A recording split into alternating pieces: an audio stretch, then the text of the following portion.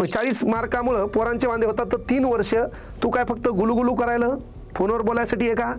आता स्टेटस्कोप, पाय दुखाला इथं लाव, छाती दुखायली इथं लाव, डोकं दुखायला इथं लाव. तर हे काहून लावतात हे ताईला माहीत आणि त्या पेशंटला माहीत. तर आपल्या इथं तुमच्याच इथं हा कोर्स करून 3-4 वर्ष ज्या माणसाने त्याच्यात मेहनत घेतली तो सिलेबस अतिशय सोप्या पद्धतीनं कसा शिकवायचा तर ते तुम्हाला अरबाज सर सांगतील. तर अरबाज सरांना विनंती करतो की त्यांनी तुमचा जो सिलेबस आहे तो सिलेबस कव्हर कसा करायचा आहे, आपण काय काय घेणार. त्याच्यानंतर आपण जे नर्सिंग एवढं करतो है ना, जे करतात फक्त करायसाठी काय दाखवावी लागते, ते दाखवण्यासाठी काय नर्सिंग मूलभूत म्हणजे फंडामेंटल ऑफ नर्सिंग. तुम्ही मागेलची DMAR पण काढून बघितली किंवा DHS मध्ये पण बघितलं तर सिनेरिओ बेस्ड क्वेश्चन खूप जास्त विचारत आहेत. हां, त्याला काय म्हणतात आपण मेंटल हेल्थ नर्सिंग. हां, तेरे नाम सलमान खान वाला सब्जेक्ट. त्यामध्ये तुम्हाला होईल तेवढं CHO ची भरती जी आता आपली येणार आहे त्याच्याबद्दल पण थोडेसे टिप्स, थोडेसे इम्पॉर्टंट क्वेश्चन याच्यामध्ये आपण देण्याचा प्रयत्न करणार आहोत.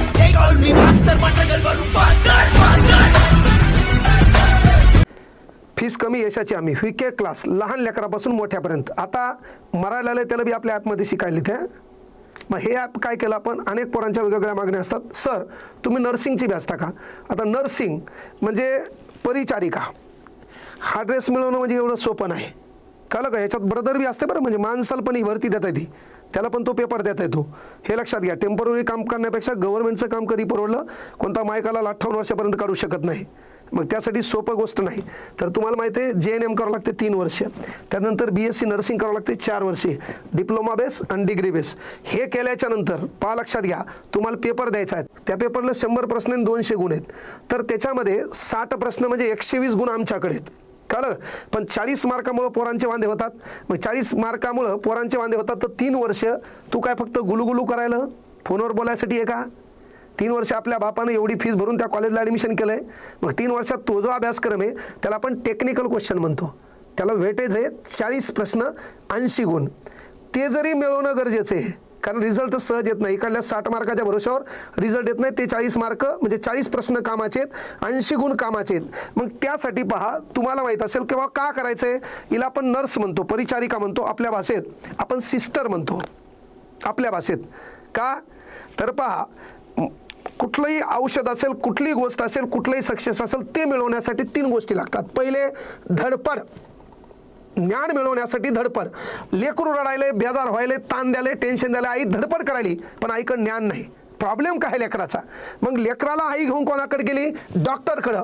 मग डॉक्टर काय करतंय, आपल्या ज्ञानाच्या भरोश्यावर एक चिठ्ठी काढतं आणि त्याच्यावर औषध लिहिते. डॉक्टरकडं ज्ञान आहे पण सामर्थ्य नाही, आणि मग ते औषध आणण्यासाठी आपण मेडिकलला जातो. मेडिकलवाला औषध देतंय, टायमिंग सांगते, ते औषध लेकरू पियतंय, लेकरू शांत होते. म्हणून कुठलं यश मिळवण्यासाठी पहिल्यांदा लागते धडपड, धडपडीच्या नंतर लागते ज्ञान, आणि ज्ञानाच्या नंतर लागते सामर्थ्य. सामर्थ्य औषधात आहे, ज्ञान डॉक्टरकडे, आईची धडपड आहे. याचं तात्पर्य सक्सेस आहे. तसं तुम्हाला कुठलीही गोष्ट घेतली तर हे ड्रेस मिळवणं म्हणजे सोपी गोष्ट नाही, कळलं का. थतुरबतूर तुम्ही एखादं यश संपादन करसाल पण नेमकं काय चालू आहे ते कळणार नाही, आहे का नाही. आता स्टेटस्कोप, पाय दुखाला इथं लाव, छाती दुखायली इथं लाव, डोकं दुखायला इथं लाव. तर हे काहून लावतात हे ताईला माहीत आणि त्या पेशंटला माहीत. पण ते शिकण्यासाठी 3 वर्षे आहे, त्याच्यानंतर पेपर आहे, आणि त्याच्यानंतर ही लावण्याची शान आहे. हे सहज फोटो काढण्यासाठी कोणी घेऊ शकेल, पण त्याचा दर्जा वेगळा आहे, कळलं का. हां, तर पहा आता हे म्हणजे तुम्हाला याच्या अगोदर असं काहीचा भ्रम असतो की नर्सिंग म्हणजे पोरीसाठी नाही, तर ती मुलांसाठी पण एक सुवर्ण संधी आहे. मुलांसाठी पण तो जॉब आहे. याचं काहीतरी 10-90 चालू होतं, मला त्याची परिपूर्ण आयडिया नाही, 10-20 20-80 असं काहीतरी चालू होतं. पण मुलांना देखील हा जॉब करण्याची संधी आहे. छातीत कळ येणे या भारतात असा एक रोग आहे, त्याचा इलाजच झाला नाही, कस तरी होते, कळलं का. तसं छातीत कळ आल्यावर म्हणजे हार्ट अटॅक कसा येतो, कशामुळे येतो ह्याची जाणीव डॉक्टराच्या पहिले सिव्हिलला गेल्यावर आपल्याला पहिल्यांदा कोण भेटते, सिस्टर भेटती, ब्रदर भेटतो. ह्या बेसिक नॉलेज त्यांना असणं गरजेचं आहे. त्यासाठी 3 वर्ष, 4 वर्षाचा तो डिप्लोमा, त्याच्यानंतर गव्हर्नमेंट अथॉराईज. म्हणजे तुम्हाला माहिती आहे की बाबा DHS असेल किंवा DMR असेल, म्हणजे जिल्हा रुग्णालय असेल किंवा MBBS डॉक्टर असेल, या दोन्ही ठिकाणी याची भरती होते. या दोन्ही ठिकाणी भरती होण्यासाठी 2026 मध्ये जास्तीत जास्त जागा निघणार आहेत. मग त्यासाठी जो अभ्यासक्रम आहे तो अभ्यासक्रम कसा आहे, तर त्यामध्ये तांत्रिक प्रश्न, गैरतांत्रिक म्हणते.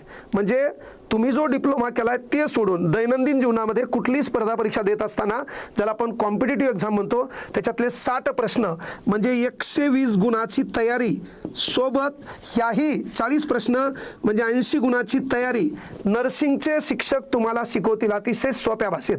म्हणजे हेही मार्क तुमचे जाणार नाहीत, ह्या मार्काचा तर विषय नाही, हे मार्क तर आम्ही जाऊ देतच नाहीत. तर यामध्ये विषय आहे जनरल नॉलेज, यामध्ये विषय आहे मराठी व्याकरण. पहा, याच्यामध्ये विषय आहे मराठी व्याकरण, यामध्ये बाळांनो विषय आहे गणित सोबत बुद्धिमत्ता. तुमच्या भाषेत तुम्ही जास्त इंग्रजी शब्द वापरता, मॅथ अँड रिझनिंग है ना. जनरल स्टडी है ना is called as general knowledge. त्यानंतर इथं विषय इंग्रजी व्याकरण. कळलं, ह्या विषयाचे मार्क आमच्याकडे. आता याच्यानंतर जो तुमचा सिलेबस आहे तुमचा, तर आपल्या इथं तुमच्याच इथं हा कोर्स करून 3-4 वर्ष ज्या माणसाने त्याच्यात मेहनत घेतली, तो सिलेबस अतिशय सोप्या पद्धतीनं कसा शिकवायचा तर ते तुम्हाला अरबाज सर सांगतील. तर अरबाज सरांना विनंती करतो की त्यांनी तुमचा जो सिलेबस आहे तो सिलेबस कव्हर कसा करायचा आहे, आपण काय काय घेणार, आम्ही तुमचं काय घेणार याचा टाइम टेबल येणार. ही बॅच महाराष्ट्रामध्ये मराठी माध्यमातून याचे सोर्स कमी असताना आपण केवळ 999 रुपयामध्ये तुमच्यापर्यंत तज्ज्ञ मार्गदर्शकांमार्फत ही बॅच आणलो. तर ही माहिती सर्वांनी कळवायची, व्हिडिओ शेअर करायचा. ह्या बॅचचाही मार्क तुमचा जाऊ देणार नाही. तुम्ही ह्या ड्रेसवर गेल्यावर ज्या पद्धतीने आत्तापर्यंत प्रत्येक ठिकाणी लागलेल्या पोरांच्या अंगावर आम्ही गुलाल टाकलाय, लय बळ आलं माझ्या दुबळ्या पोरात, हे का नाही, हे गाणं तुमच्यासाठी आम्हाला वाजवण्याची संधी तुम्ही देसाल. त्यासाठी विनंती आहे की बॅच प्रत्येकाने जॉईन करायची. ह्या बॅचबद्दल सर्वांनी माहिती द्यायची आहे आणि कमी फीसमध्ये तुम्हाला तिथपर्यंत नेण्याची जबाबदारी आमच्याकडे. शेवटी तुमच्यासाठी एवढंच म्हणेल, मत कहो सर पर बोझ ज्यादा है, ये बताओ दोस्तों तुम्हारा इरादा क्या है, हौसला हो तो साथ आओ तुम, शिकर हम जरूर देंगे, ये वादा हमारा है. Arbaaz sir continue.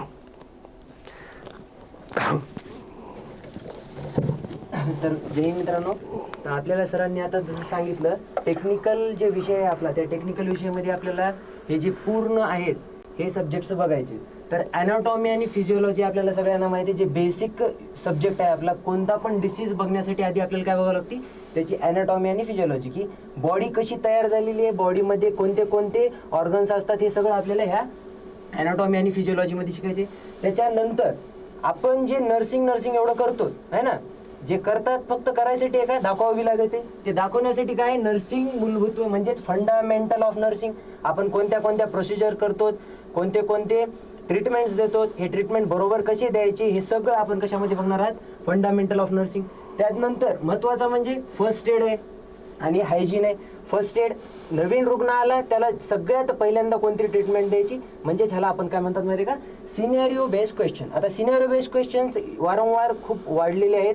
तुम्ही मागलची DMAR पण काढून बघितली किंवा DHS मध्ये पण बघितलं तर सिनेरिओ बेस्ड क्वेश्चन खूप जास्त विचारत आहेत. हां, तर आपण या गोष्टीवर पण जास्त फोकस देणार आहोत. त्यानंतर मेडिकल सर्जिकल नर्सिंग हा आता एकदम महत्त्वाचा सब्जेक्ट आहे आपला. का असं म्हणतोय मी, कारण यामध्ये आपल्याला काय शिकायचे, जेवढे डिसीज आहेत ते प्रत्येक ऑर्गनमध्ये कोणत्या प्रकारचा डिसीज होतो ते कसा नीट करायचा, त्याच्यासाठी डॉक्टरनं दिलेली मॅनेजमेंट काय आहे, ज्यालाच आपण मेडिकल मॅनेजमेंट म्हणतो. आणि त्यानंतर नर्सिंग मॅनेजमेंट काय असते, हे सगळं आपल्याला कशात बघायचंय, मेडिकल सर्जिकल नर्सिंगमध्ये. आणि त्याच्यासोबत जे कम्युनिकेबल डिसीज आहेत, म्हणजे उदाहरणामध्ये एकाची शिदोरी दुसऱ्याजवळ कशी चालली, एकाचं गिफ्ट दुसऱ्याजवळ कसं चाललंय, हे बघायचं आपल्याला कशामध्ये, कम्युनिकेबल डिसीजमध्ये. म्हणजे एकाकडून दुसऱ्याकडे डिसीज कसा जातो. त्याच्यानंतर सगळ्यात महत्त्वाचा, ह्याला पण स्टार करू, त्याला काय म्हणतात आपण, मेंटल हेल्थ नर्सिंग. हां, तेरे नाम, सलमान खानवाला सब्जेक्ट, हे पण आपल्याला बघायचे. ह्याच्यावर पण क्वेश्चन वारंवार वाढेल येतं, तर हे पण आपण अगदी सोप्या लँग्वेजमध्ये बघणार आहोत.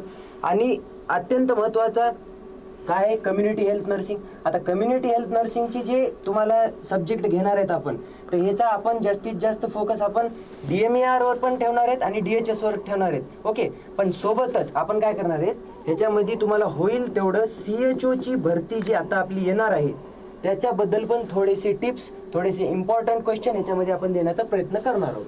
तर टेन्शन घेऊ नका. ओके, आणि नंतर ज्याची सगळ्यांना भीती, ओके, ज्यांना असं वाटते की बापू हे सब्जेक्ट म्हणले की रिटा मोकळा होणार, ते सब्जेक्ट म्हणजे मिडवायफरी अँड गायनेकोलॉजी आहे ना, सगळ्यांना माहिती आहे. OBGY म्हणलं कीच तास होते आपलं. आता हे सब्जेक्ट आपण स्पेशल एका नवीन शिक्षकाकडून घेणार आहात, जे की एकदम त्यांना ह्या विषयाचा खूप डिटेलमध्ये नॉलेज आहे. तर टेन्शन घेऊ नका ह्या सब्जेक्टचं. पण हे पण सब्जेक्ट तुम्हाला बघा, हे जेवढे सब्जेक्ट सांगतोय मी ह्याचे इम्पॉर्टंट क्वेश्चन्स पण तुम्हाला मी दर आठवड्याला आपण VK ॲपवर घेणार आहोत. तर आपल्याला सरांनी खूप एक चांगली संधी निर्माण करून दिलेली आहे मित्रांनो. तर या संधीचा आपण फायदा घ्यायचा. तुम्हाला माहिती आहे मार्केटमध्ये सगळ्यांनी लूट केलेली आहे ना. असे तर रेट चालू आहे त्यांचे, बापा काय बघायचं, 5,000 7,000 8,000 नुसतं पैसे लुटायचं काम आहे. तर सरांनी मला एकच म्हणले, बघ म्हणले पठाण, आपल्याला करायचं काय, आपल्याला विद्यार्थ्यांचे पैसे वाचवायचे, आपल्याला त्यांना कमी दरामध्ये जास्तीत जास्त शिक्षण कसं देता येईल ते बघायचं. त्याच्यामुळे आपण ही बॅच आणलेली. ओके. आणि ह्याच्यानंतरच आपला कोणता सब्जेक्ट आहे, पीडियाट्रिक. आता पीडियाट्रिक सगळ्यांना माहिती आहे, लहान लेकरांना होणारे आजार आपण ह्याच्यामध्ये बघतो, हे पण महत्त्वाचं आहे. आणि त्याच सोबत जे आहेत मायक्रोबायोलॉजी आणि सोशिओलॉजी, हे 2 सब्जेक्ट पण आपण ह्याच्यामध्ये कंट्रोल करणार आहोत. तर मित्रांनो, जास्तीत जास्त विद्यार्थ्यांपर्यंत ज्यांची 4th इयर चालू आहे, जी BSCचा, ज्यांचं GNMचं 3rd इयर चालू आहे, त्यांच्यापर्यंत हा व्हिडिओ पोहोचा. त्यांना पण सांगा की विठ्ठल सरांनी नवीन बॅच आणलेली आहे ना. कारण तुम्हाला माहिती आहे, विठ्ठल सरांनी किंवा कांगणे सरांनी जेव्हा ही बॅच आणली असेल तर त्यांनी हा विचार केलाच असेल की विद्यार्थ्यांनी कुठं ना कुठं तरी यांची फसवणूक होत आहे ना. त्यामुळेच त्यांनी ह्या बॅच आणण्याचा प्रयत्न केलाय. आणि त्यांनी जेव्हा ह्या बॅच आणण्याचा प्रयत्न केलाय तर ते आपण बॅच ही सार्थ करून दाखवणार आहोत. तुम्ही होईल तेवढं या बॅचला शेअर करा. ज्यांची 4th इयर, ज्यांचं 3rd इयर चालू आहे त्यांना बी शेअर करा. आणि ज्यांचं BSc नर्सिंग किंवा GNM कम्प्लीट झालेलं आहे त्यांच्यासाठी पण ही खूप एक सुवर्ण संधी आहे. आणि प्लस पॉईंट, आता आपल्या खेड्यातल्या लेकरांचं सगळ्यात मोठा प्रॉब्लेम असतो, सर मराठीमधून आम्हाला नोट्स भेटताल की नाही. तर 100% भेटणार. ओके. हे सरांची आणि माझी तुम्हाला हमी आहे की ह्याची तुम्हाला मराठीमधून पूर्ण हँड रिटन नोट्स मी तुम्हाला देईन. हां, तुम्ही म्हणताल सर मला PPT द्या, PPT देणार नाही. कारण तू PPTचं काय करतो माहिती आहे का, PPT नुसतं पसरितो, त्याच्यामुळे PPT देत नाही तुला मी डायरेक्ट हँड रिटन देणार. हां, तर हँड रिटन देणार, त्याचा तो अभ्यास करणार आणि 100% तू पलीकडल्या तुम्हाला PDF भेटून जातील. आणि हे जे आहेत हे सरांनी तुमच्यासाठी ह्याचे PDF बनवलेले आहेत.